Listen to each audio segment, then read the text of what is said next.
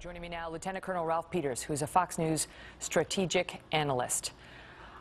Ralph, the president's messaging was all over the board today on this, and meantime, his counterterrorism head, his defense secretary, his chairman of the Joint Chiefs, all seem to be telling us the same thing, which is, yes, we do need to worry. Well, Megyn, I believe the president has isolated himself from his own allies at this point. For the intelligence community, sort of a final straw was when he tried to blame them for not alerting him about ISIS. When the intelligence community knows full well it's been doing all it could for well over a year to tell the president that, hey, they're coming and they're serious. And even Chuck Hagel, who's certainly been, when not a cipher, very loyal to Obama, he clearly gets it.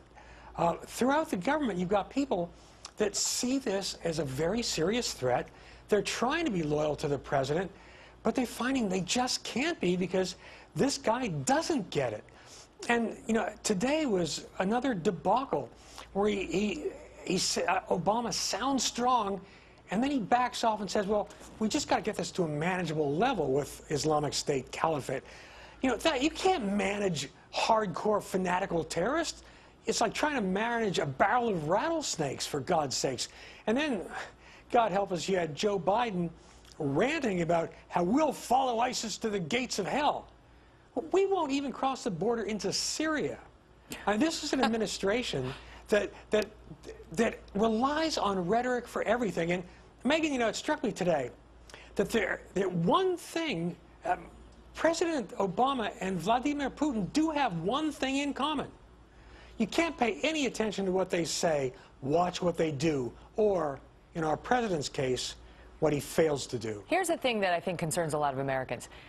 The messaging, it's all over the board. That's clear. They give us a different message every day, and it depends on who. Even the president is giving us a different message every day. But his counterterrorism officials and those who are supposed to be keeping us safe, they seem to be sticking to be concerned, be very concerned. And then we see them get woodshedded a little bit behind, you know, closed doors by the White House, and they come out, they soften it a little, and then they once again go back to what appears to be their truth, which is be concerned. The thing that I think a lot of Americans are worried about, Ralph, is what is the truth? I mean, we're coming up on the 9/11, you know, the 13-year mark from the 9/11 attacks. What is the truth? And does the president have a truth that he believes about this group? Well, that's the last question you ask is impossible for us to know because none of us can really get inside this president's head.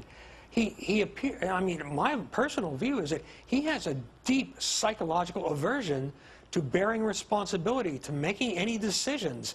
But as far as what's the truth about ISIS and the threat on the anniversary of 9/11, what we do know is they want desperately to hit us. Islamist terrorists all want to hit us, and there's no better day than the anniversary of 9/11. On the other hand, our government doesn't get credit when it does deserve it.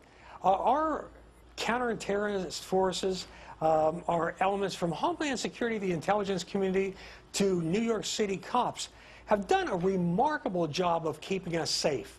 But the threat is growing. It is metastasizing, and our president is doing nothing. And at some point, even the best efforts of New York's finest are not going to be able to prevent that horrible attack.